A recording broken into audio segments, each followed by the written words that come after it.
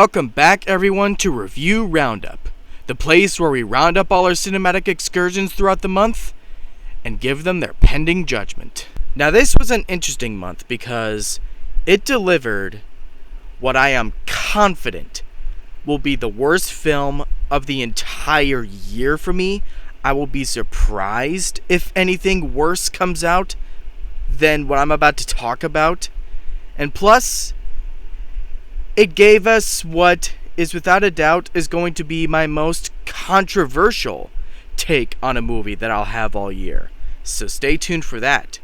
So, without any further ado, let's just get right into it. The 5 movies that I was able to see for this month, starting with the worst and ending with the best, as usual. Let's go. Alright, let's just rip off the Band-Aid. No jokes, no bits, or anything like that. The worst film I saw all month, and what I am confident will be the worst film of 2025. The Woman in the Yard. And you know what? I'm just gonna start right off with giving my grade. This gets an F. Fuck this movie.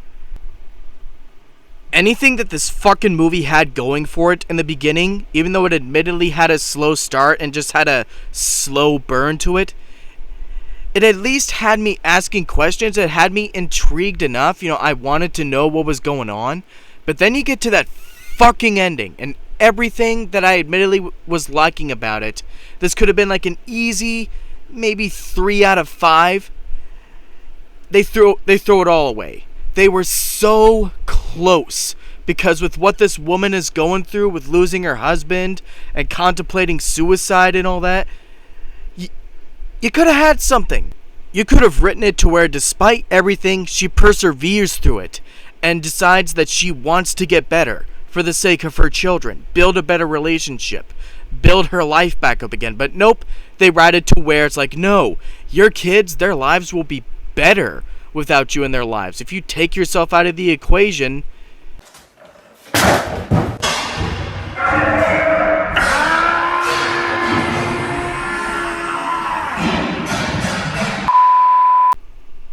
and I fucking hate how manipulative the ending of this movie is. Making you think that, oh, she didn't go through with it, she's gonna want to make her life better after all. And it had me. They fucking had me. I was so ready to tear up because the ending had me. Like, it was so close to being like a great ending to what was otherwise a really slow movie. But then you had that final shot which puts everything into perspective, and if you know, you know. And I just walked out fuming. Now look, this would be offensive anyway, just on principle.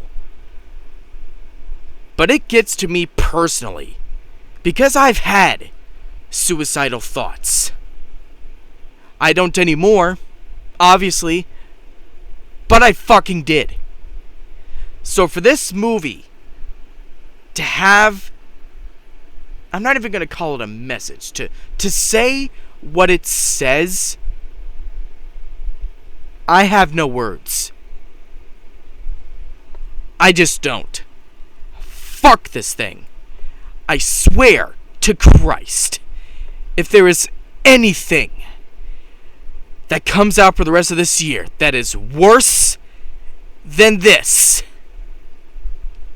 God fucking help me. You know what? You know what I give it up. 1 part up. Alright, now that that's out of the way, we can talk about some dumb fun with Popeye the Slayer Man. One of three Popeye-related horror films that came out this year alone. And thankfully, this was the best of the bunch. Is it a good movie? No. But I had a lot of fun with it. Of the 3 Popeye films, this is the only one that not only embraced the stupid in a way that was actually able to give it a fun tone, but it actually used Popeye lore, if you want to call it, in a way that was actually kind of interesting, per this movie's parameters anyway. You have Popeye in this film who gets all big, muscly, and deformed the way he was because he works at a spinach factory that is now shut down and abandoned in present day because of a bunch of tainted, I believe, radioactive spinach that to this day he is still eating, and it's keeping him this way.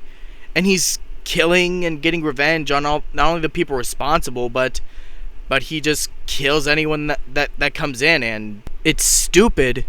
Like, really stupid, no pun intended, but it knows it is. It's not trying to take itself too seriously. It's just having dumb fun with this premise. So for the most part, it's not that I liked it, but it mostly gave me what I wanted. This dumb, fun Popeye horror film that has just enough fun with the source material in a twisted enough sort of way. But at the end of the day, it's still not good. Like, it's still a bad movie. But honestly, I could have seen myself liking this more than maybe any of the twisted childhood universe films, the Pooniverse films that are coming out right now. Because it does have fun with itself. It doesn't take itself ultra serious. It's not these ultra dark, grim movies like the Pooniverse films are. But my biggest issue with this movie that holds it back is that they didn't have enough fun with the Popeye character himself.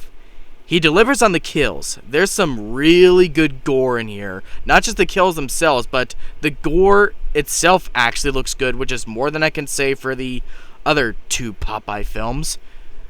But Popeye himself is too much of a silent brute in this film. You get a couple scenes where he has a one-liner, but that right there would have been it. That would have elevated this. Elevated being the operative word, but still, put this above most of the Pooniverse films. So it's close, but no cigar. So it's close, but no cigar. Or pipe, in this case. But it's not awful. Despite all its issues, it's far from one of the worst horror reimaginings of kids' characters. So I'll go C- on it. If you have a knack for these horror movie adaptations of kids' characters and whatnot, you could certainly do a lot worse than this. There's just barely enough here for me to say check it out. Ha ha ha ha, here we go. The big one. Oh man, I'm gonna get so much hate for this. But I don't give a shit. I liked Snow White. And oh, I can see the death threats and the comments coming my way with this one. But Zach, how can you like it? Disney's been fucking the originals in the ass with these remakes for years. How can you like it? How did that one joke from Dave McRae go again? You're nothing but a shill, man. You're a Disney shill. Oh, yeah, you're right. Where's my check from Disney? Oh, here it is. It's right here. $498 million. That's a little low this time around. Hey, there's a message from Bob Iger. Hey, Dave. Thanks for shilling like a villain. Bobby, let's do lunch. Oh, Bob. Such a funny fucker. I'll cash that later today. I loathe the Lion King remake, by the way, among quite a few of the other remakes. But jokes aside, why bring this up is just so that you know, if you know, my stance on these Disney remakes at this point, then you should know that my thoughts on them are always going to be sincere. So why did I like this one? Well, despite all the controversy and all the things that Rachel Zegler said and did behind the scenes, I'm not even going to get into the political side of things, so don't even ask me about that in the comments section. But regardless, the movie itself, honestly, had more heart and sincerity behind what it was trying to do than all of the negative PR for this film would have led you to believe. Going right into it with Rachel Zegler's performance, I think she's great in this. Just talking about the film itself, she really does sell the sweet, kind, and even naive traits that we love about this character, while surprisingly, organically adding this tougher side to her that wants to stand up to the queen, lead her friends and the entire kingdom against the evil queen and all that. It works so much better than, once again, all the PR would have had you thinking. And then the dwarves, despite being added very late in through a year's worth of reshoots, I thought the dwarves were fantastic in this. Everything from the voice performances, even down to how they look, which looks fine. Take it from one of the people who actually saw the movie in the theater, not on some shitty cam rip copy online. They looked fine. Is it the greatest effect in history? Is it a perfect looking effect? No. But they look fine per what it is. And not to mention that this film has an amazing rendition of the Hi Ho song. Even listening to it in the soundtrack, which I'm just going to talk about the soundtrack real quick. Listening to the soundtrack, hardly any of it clicked for me. But seeing it in context in the film, as far as the scenes and the scenarios and the character reactions, a lot of it worked much better for me, except for one particular song, which we'll get to here in a minute. But the Hi Ho song, I think I might like this version better than the original. Everything from the acoustics to the way it's sung, even down to the background score with the lyrics.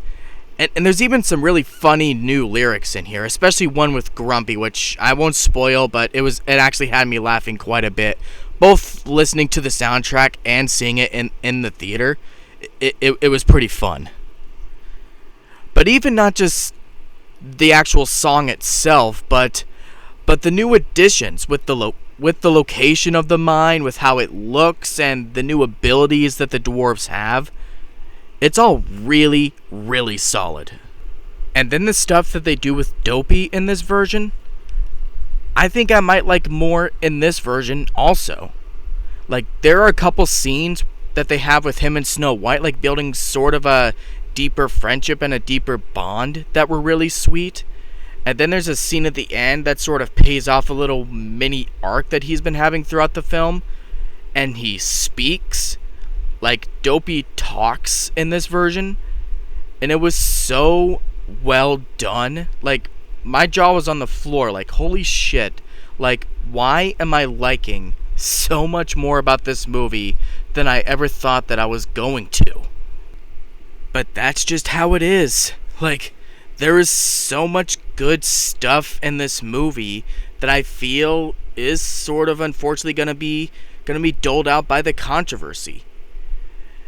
Now, some stuff has come out from Rachel herself, where she's been trying to give context to certain statements she's been making that we now know have been sort of taken out of context, where this narrative has been painted towards her about how she hates Snow White and all that, and that's why she wanted to make all these changes, and she's come out and set the record straight that like yeah, like, this movie scared me as a kid, but I never hated it and all that. Like, there's so much more that I could get into it, but you could just look it up yourself. It's out there, so it is nice at least to know that about her. Now, does it change or excuse the ways that she's been behaving behind the scenes? Oh, God, no. And again, I'm not even going to get into the political sides of her behavior, but regardless. Now, is there anything that doesn't fully work about this film? Oh yeah, there's a couple things.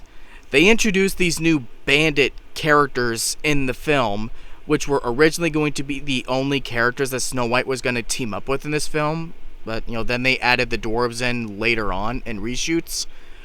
But, you can sort of tell in the final cut that there was originally supposed to be much more with them, like more intricate introductions to these characters, more things that were going to flesh them out, like more scenes and all. But because the dwarves are in it, that they had to sort of do a little compromise. And for the most part, it works. If anything, for the chemistry between her and her love interest Jonathan in this, who's the leader of the bandits. So that side of it is fine, and the romance is actually really sweet. It was nice to see that there is still a love story in this film. But most of his other compadres do get shortchanged in this film. Except for one character who's like the bowsman of the group, and there's kind of a running joke with him that's pretty funny. But everyone else is sort of just there. And it was sort of disappointing to see, because I think this is something that with like maybe 10, 15 more minutes of screen time could have been something much more interesting. And then there's Gal Gadot as the evil queen, which I'll say this. For the most part, I do think her performance is fine. You can tell that among the other more reserved and collected performances that hers stands out as more hammy and more over the top, which I think works. Like, you can tell she's trying to call back to those classic type of Disney villains, which is fine. But then there's her singing voice, which, I'm sorry, it doesn't work at all. And her main song just falls flat because of it. Like, the lyrics are really good, but it's ruined by her voice. I'm sorry, Gal Gadot, I love you, Gal, but yeah, at least you can act. I'll give you that much. So, issues and controversy aside, I genuinely think that this is one of the better Disney remakes. There are certainly issues here. It's a film with a ton of problems, some of which I did just go through, but I've got to reiterate that this is a remake that has much more heart and sincerity behind it than all of the negative PR would lead you to believe. It has a lot of great performances. A lot of the songs, listened to in context in the movie, are all pretty good. And the changes to the narrative honestly work much more in the film's benefit, and they aren't all woke and cringe that all of us, me included, really thought that they were going to be. I know how it sounds. I know, I'm crazy. But if you know me by now, then you know I keep it real. So, fuck it. I'm giving this movie a B-. Check it out if you want what is genuinely one of the better Disney remakes we've had in a long-ass time. And following up that absolute insanity, Looney Tunes, The Day the Earth Blew Up. And I'm just going to cut right to the chase. This is the best Looney Tunes anything that I have seen since Looney Tunes Back in Action. I didn't love this more than Back in Action, but fuck was it a fun time. It was irreverent, it was wacky, it was Looney Tunes. Daffy and Porky are the funniest that I have ever seen these characters. And Petunia Pig, who I honestly know little to nothing about, was a really fun character here. Hell, at times, she even stole the show from the main two. And then just, like, not even just as a Looney Tunes movie, but just as a comedy movie, it was a movie where pretty much every joke landed. And even the ones that didn't land, not that they were bad jokes, it's just that they were funny, but they just didn't make me laugh enough. And then it had an instance of running jokes actually not only paying off, like having interesting little payoffs towards the end of the movie, but actually being funny running jokes. Like the whole perfect flavor thing with Petunia Pig, that was hilarious. And the whole twist at the end with you think the aliens taking over the Earth with this gum and all that, but no, he's just trying to save the planet. Like I didn't know what to think of that twist at first, but the more I thought about it, you know what? Like everything else, it's Looney Tunes. It's supposed to be wacky and irreverent and all that stuff, so I had an absolute blast with this movie. Again, it's not better than Looney Tunes Back in Action. That will probably always be my favorite Looney Tunes movie, hell, thing of all time, period. But this was a good step in the right direction. And I'm really excited to see what comes next with Coyote vs. Acme, which is finally coming out thanks to this studio. I mean, seriously, Ketchup Entertainment should just own Looney Tunes at this point. It's clear to me and everyone now that they would give these characters the love and respect that Warner Brothers never will anymore at this point. And I'm gonna give it an A-. But stealing the month of April by an absolute landslide, Novocaine. Man, Jack Quaid is having a hell of a year. He already had Companion, which is still my favorite movie of the year so far. Then he has this, which we're going to get into. And then he has another film that's either out now or is coming soon. It's called Neighborhood Watch. Really excited to check that out. But this is probably the most fun movie I've seen all year so far. They took what is actually like a real, like, physical, medical condition that I didn't even know was a real thing. I thought they were just making up something to make a really fun movie out of. And they made a really fun movie out of it. Like, our two leads here are a lot of fun. They have great chemistry. Jack Quaid is very quirky and endearing. Like, he's really good at playing these types of characters. Even if Scream 5, his character was just pretending to be that. But you get what I mean? Like, he's really good at playing these charming types of characters. And this might be my favorite thing he's done so far. Like just the performance, I think, is his best he's done. Which says a lot because I like pretty much everything I've seen him in so far. Scream 5, The Boys, Companion, this.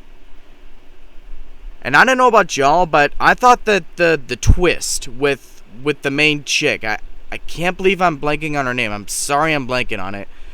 But her being in on the whole bank heist situation instead of just being a hostage, I thought that was a really well hidden twist. Either I'm a dumbass or they just hit it that well. Take your pick. But the gore and the violence, while it may feel gratuitous on paper, just makes for a lot of fun scenarios. Hilarious scenarios. Like, I love when he's fighting the dude in the kitchen and just grabs the gun out of the boiling grease. And my favorite one is not so much like a gory thing, but it was just a funny image. Like when he's going through the main villain dude's house and all the traps are being set and he's got that big spiked ball just stuck in his back and all that. And dude, that got the biggest laugh in the theater. Biggest laugh from me especially. Like it even got my friend to laugh who was there watching it with me. It was hilarious. But the funniest scene in the movie, period, is when he's pretending to be in pain when the dude's torturing him and shit. Like, dude, I thought my throat was gonna go hoarse at the point. I was laughing so hard. And then you had that holy shit moment when his arm gets full on split at the end, bones sticking out and everything when he's fighting the chick's brother to save her and shit because he's gone full rogue, is gonna kill everyone. So that was really cool. And the movie has a really sweet ending too, which and even kind of sort of plays to realism too. Like, yeah, the chick was in on it, but she helped take her brother down, but yeah, she still gotta serve some time. I liked how they sort of played it real in that situation. Like, they still get their relationship. They're still staying together. But at the end of the day, she was still implicit in this robbery, so that was cool. So, yeah, like, if you miss this in theaters, but it's still on your radar, or if you're just hearing about it now, even though you'd be getting spoiled, but the point is, if you're just now hearing about it, point is, however you hear about it, it's worth the hype. Go see it. If you just want a good, fun couple hours just watching a dude who can't feel pain tearing motherfuckers up. And it too gets an A-. Alright, fellas, that is another review roundup in the books. I want to thank y'all so much as always for watching, staying subscribed, staying loyal, keeping the views going. It means the world to me. And stay tuned very soon for the next review roundup, where things will be a little bit different. And stay tuned also for a very special announcement coming very, very soon. It's something that I've had in the works for quite a long time, years even, and I'm very happy to finally be putting it out for you guys to see.